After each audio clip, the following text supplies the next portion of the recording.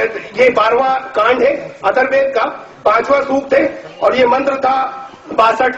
और मैं सच कह रहा हूं आपसे, ये भी मैं इतराज के लिए नहीं कह रहा, आपत्ति के लिए, लेकिन एक ऐनक से देखिए चीजों को।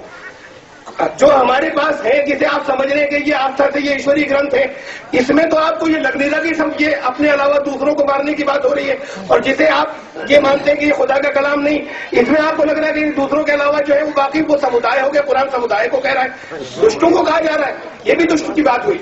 जी ये अनुवाद देखिए, ये लिखा है, तीसरी बार आई है कि जिसे हमारे पंडित जी महोदय ने दोहराया, शायद शाम तक ये दोहराई जाती रहेगी। और मैं एक ही स्पष्टीकरण देता रहूंगा, मैं स्पष्टीकरण बार बार वही एक देता रहूंगा कि कुरान तो ये कह रहा है कि दोस्ती मत करो, समुदाय की बात कर रहा है, दोस्ती उनके, कुरान उनसे दोस्ती मत करो, ईमान लाने वालों के इंटरेस्ट के खिलाफ उन्हें छोड़कर तुम दूसरों से दोस्ती मत करो। और मैं बार बार शाम तक इसका उत्तर यही देता रहूंगा कि मैं सिद्धांत बता चुका, आयतें बता चुका, उसके अंतर्गत पढ़ना होगा उसको। और अगर आपको ये सिद्धांत नहीं मालूम तो उसे समझिए किसी कुरान के जानकार से। दावा क्यों करते हैं कि नहीं हम उसके अंतर्गत नहीं पढ़ेंगे और यहीं से मानेंगे, तो पूरा उसके अंतर्गत पढ़ना होगा कि कुरान ये कह रहा है कि जितनी दोस्ती नहीं करने की बातें हैं, उससे संबंधित जितनी आयतें हैं, उनको सब उस संदर्भ में है कि तुम्हें जिन लोगों ने तुम्हारे घरों से नहीं निकाला और दीन की वजह से तुमसे लड़ने के लिए नहीं आए, उनसे दोस्ती करने को मना नहीं किया जा रहा। अब किसी जगह मुख्तसर संक्षेप में कहकर निकल गए और ये एंड में कह दिया कि जितनी बातें हैं ये उस संदर्भ, ये उसूल और सिद्धांत, इसको बार बार उसका आप उदाहरण देंगे, मैं बार बार ये जवाब दूंगा। बार बार आप युद्ध संबंधी आयतें कुछ बताएंगे, मैं बार बार ये उत्तर दूंगा कि युद्ध 3 परिस्थितियों में है, उसके अलावा परिस्थितियां कोई है ही नहीं। मैं कुरान की आयतें आपको बता चुका और उन परिस्थितियों में भी कोड ऑफ कंडक्ट और दाब्ते अखलाक भी है। उसके अब एक बात जो है वो अध्यक्ष महोदय ने बड़ी अच्छी कही थी, मैं उसके ऊपर कुछ कहना चाहता हूँ, और बड़े अच्छे अंदाज में कही थी, बहुत प्यारे अंदाज में। एक आता फिर ऐसे लोग क्यों हैं? अगर आप कह रहे हैं कि कुरान शांति की बात कर रहा है, फिर बहुत से लोग मुसलमानों में क्यों नजर आते हैं कि जो जिनको देखकर ये शुबा हो कि नहीं कुरान अशांति की बात नहीं करता।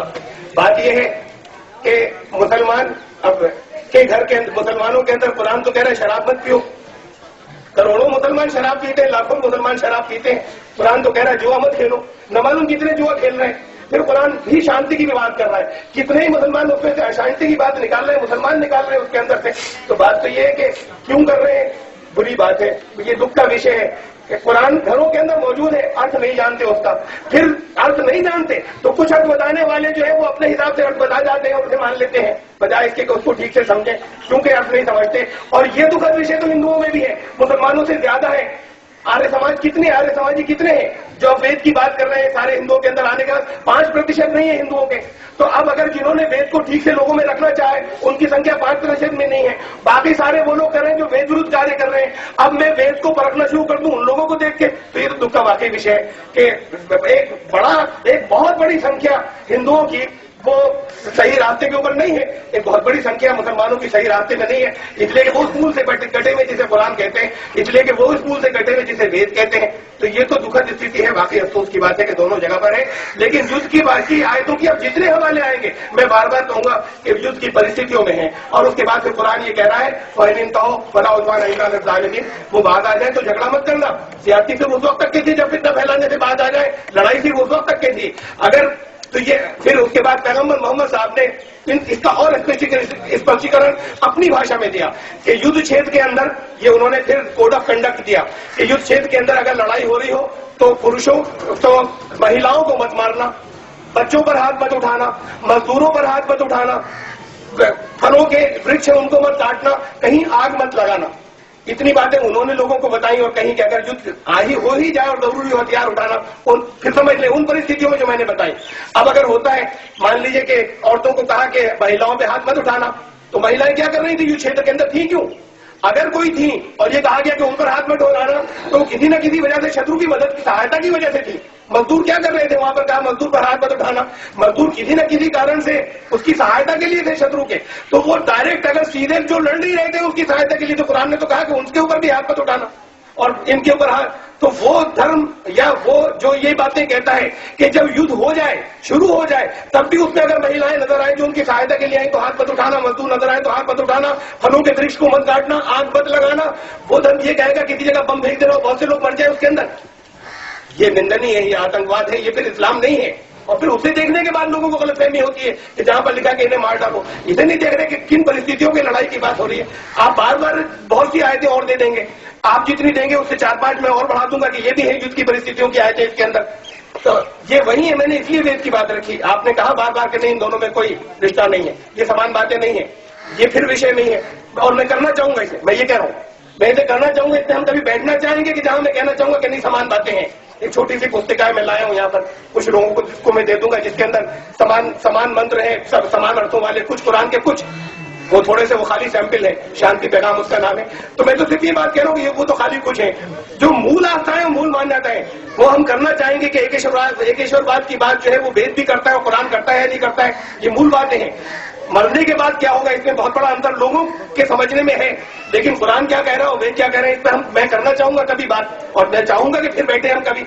और ईश्टू तत्व, रिसालत जिसे इस्लाम कहता है, ये उसका मूल सिद्धांत है। तो ये अगर ईश्वर की वाणी यहाँ पर कैसे आई, कहीं आसमान से तो नहीं टपक गई, वेद वहां से ऊपर से कहीं से नहीं गिरे। लोगों को मानवता को मानव से मिला, ईश्वर खुद नहीं आया, उसे अवतार कहते हैं। कैसे मिला मानव को, कोई मानव साधन बना होगा, उसे रसूल कहते हैं इस्लाम की भाषा में। आप उसे ये कहते हैं कि ऋषियों के अंतःकरण पर वाणी का अवतरण हुआ, उसी को इस्लाम में रसूल कहते हैं। आप चाहे जो सी भाषा प्रयोग कर लीजिए, ये वेद रसूलों को या इस तत्व को मानता है। कभी बैठेंगे इस पर बात करेंगे। आप अभी मत मानिए, आप कहते रहिए अलग अलग है, लेकिन चूंकि मैं मानता हूं, चूंकि कुरान इधर निर्भर करते हैं, और चूंकि आप ये बार बार ये कह रहे हैं कि नहीं ये अशांति की बात कर रहा है और वेद तो खाली समुदाय, इसलिए मैंने कहा कि आप ये अनुवाद भी देखिए कि स्वामी दयानंद कह रहे हैं कि जो वेद निंदक है वो उन्होंने उसकी वो की है, व्याख्या की है, कह नहीं रहे, व्याख्या की है कि तू वेद निंदक को ये अर्थ समाजी बात के काट डाल, चीर डाल, भस्म कर दे और जला दे। और भी है आगे, मैंने नहीं पढ़ा, उसके आगे वाला जो है मैंने पढ़ा नहीं। और मैं फिर आपसे मैं बार बार कह रहा हूं, जहां जो मुसलमान है उनसे भी कह रहा हूं, इसमें गलतफहमी नहीं हो आपको। युद्ध की परिस्थिति से संबंधित कुछ बात है, किसी खास उसके अंदर है कि जहां पर तो ज्यादा सख्ती की जरूरत होगी, लेकिन अगर कोई बात कही गई है तो उसके ऊपर उसकी वजह से हमें नफरत नहीं करनी कि जो वेद निंदक तो फिर उसके अलावा हिंदुओं के अंदर भी और आर्य समाजों के अलावा बहुत बड़ी संख्या हो जाएगी वेद निंदक, वो भी समुदाय बन जाएगा अपने आप में। जैसे काफिर कह दिया कि मुसलमानों के अलावा बाकी काफिर, ऐसी भी यहाँ पे वेद निंदक हो गए सारे, उनके अलावा जो वेदों में आस्था रखने वाले। एक ही स्रोत है, वही बात हम उसी एने को उसी चश्मे से देखें कि अगर यहाँ पर हम ये नहीं कह रहे कि ये अशांति फैलाती, तो फिर उसे ही मत कहिए कि अशांति फैलाते। उसे समझिए कि उस परिस्थिति में जिसमें श्री कृष्ण ने कहा था कि अब तुम्हें अपने भाइयों से युद्ध करना होगा, नहीं हटोगे तो अधर्म हो जाएगा, इसको लड़ना होगा। तो ये परिस्थितियां होती है युद्ध की, जिसके अंदर कहा जाता है, और बाकी में प्यार मोहब्बत की शिक्षा होती है।